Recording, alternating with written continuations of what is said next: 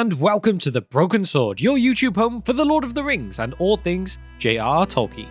In today's video, we look at a great what if of Beorn the Skin-changer versus Shelob the Great Spider. What if they came to blows?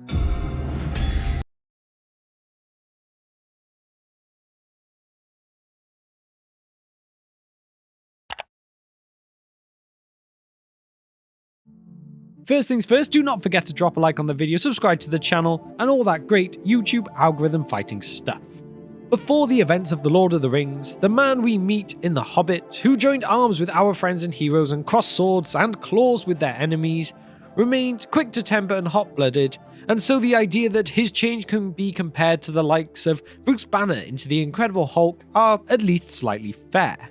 Of course, that is Beorn, who could take the shape of a great bear.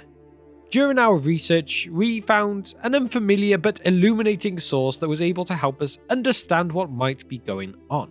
This is unlike, of course, the occasion when Finrod was said to make use of his own art, when he and Beorn passed beyond the walls of Nargothrond in the guise of orcs, though Sauron was able to strip them of these veils. Beorn is not using shapes and hues, but transforming, literally, into a bear. Then we have Shelob, her ladyship, the great spider-like creature that stalked the pass of Cirith Ungol for many years. Although it is not clear exactly the origins of her mother Ungoliant, it is very unlikely that the Shadow of War route is the correct one for her. But nonetheless, today we will look at how Beorn and the Great Spider would compare. Could Beorn's bear form be able to take on Shelob, daughter of darkness, grandchild of the void? Let us have a look about both these characters and then a little comparison afterwards. Each of these characters could be described as monstrous to start, but each in their own way. If you think of someone like Gimli being a bit gruff and rough around the edges, compared to Beorn, Gimli is positively elven in his ways and manners. We get no reassurance that Beorn is ever on our hero's side, not even when his behaviour and actions align with the goals of the company in The Hobbit. What can we say about Beorn beyond that he was known to turn into a bear at times though? First, we can say that Beorn was human, thus whatever gives him this ability is not his inheritance as some hidden Valor or Maya, or something else like the enigmatic Tom Bombadil. But his origins do still lay far in the past. In the Hobbit book, we get Gandalf giving Bilbo a friendly word on this Beorn. He is a skin changer. He changes his skin. Sometimes he is a huge black bear. Sometimes he is a great, strong, black-haired man with huge arms and a great beard. I cannot tell you much more, though that ought to be enough. Some say that he is a bear descended from the great and ancient bears of the mountains that lived there before the giants came. Others say that he is a man descended from the first men who lived before Smaug or the other dragons came into this part of the world, and before the goblins came into the hills out of the north. I cannot say, though I fancy the last is the true tale. He is not the sort of person to ask questions of. The idea of shapeshifters has been a common one and features prominently in the myth and legends with which Tolkien was so well acquainted as a professor of philology, that is, the study of language and its evolution. In his own work, we have no long-term inkling about what happened to the shapeshifters that we learn about during The Hobbit. During the War of the Ring, Beorn's son, Grimbeorn, helped Aragorn in his hunt for the creature Gollum after he helped himself free of his captivity in the lands of Thranduil, who repeated his actions from The Hobbit in that keeping prisoners may not be his greatest strength, with the company of Thorin escaping in empty barrels. Albeit fairly inconspicuously, rather than well,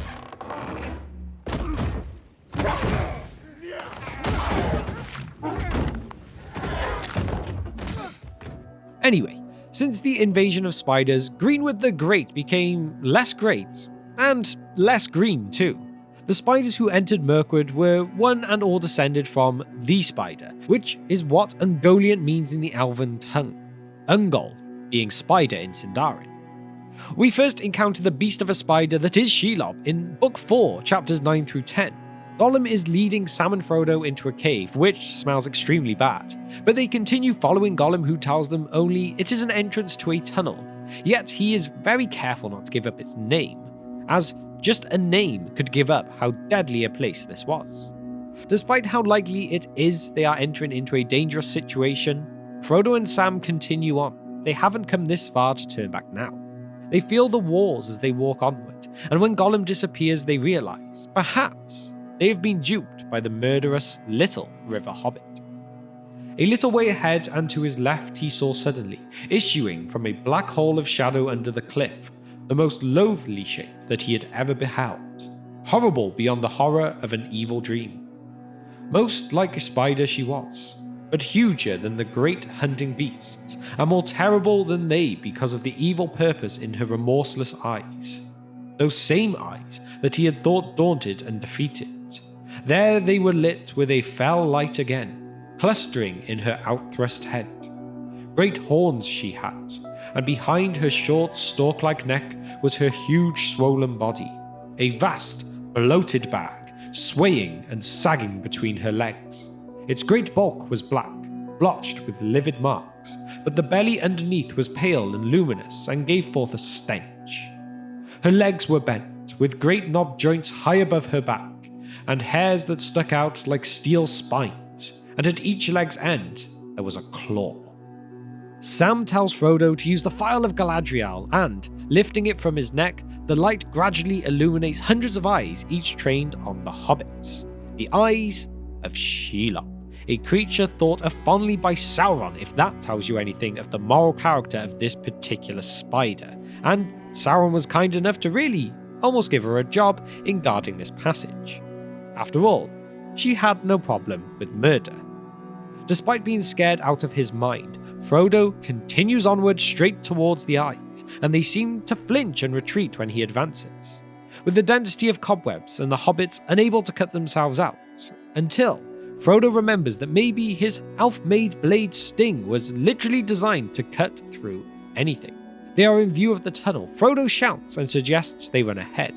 Sam notices that there are orcs in the distance, and then Shelob attacks, dancing like a butterfly, stinging like a giant spider. She moves back and forth between Sam and Frodo.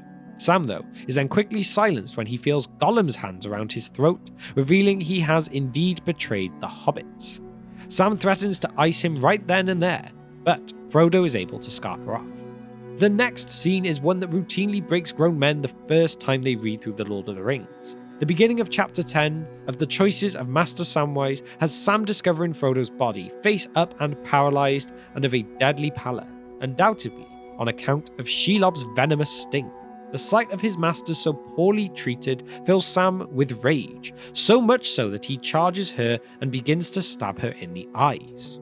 Trying then to crush him instead, she gets impaled on Sam's blade. Returning to the body of his friend, this is the scene that was mentioned before, when Sam begins to speak to Frodo's apparently dead body. It is enough to make anyone break into 1,000 pieces. However, just afterwards, Sam decides he must take the ring, and when he does, orcs approach, and he can understand their language, but what he hears now knocks him for 6. He learns that Frodo is not dead, he has just been paralysed, as that is what Shelob's poison can do. But also, the orcs were shocked that anyone could even harm Shelob, even if she was not killed. A very incredible achievement. And also, remember, check out our video on the temptations of Samwise Gamgee and how he was able to resist the powers of the One Ring, if that would interest you too. But so now we have looked at both of these characters, let us consider their meeting. We aren't too interested in the reasons why they would come together. This is just a bit of a fun what if after all. But, you know, if Shelob made her way to Mirkwood to check on her children, maybe their paths could have crossed. After all, Beorn would have been one hell of a snack for this great spider.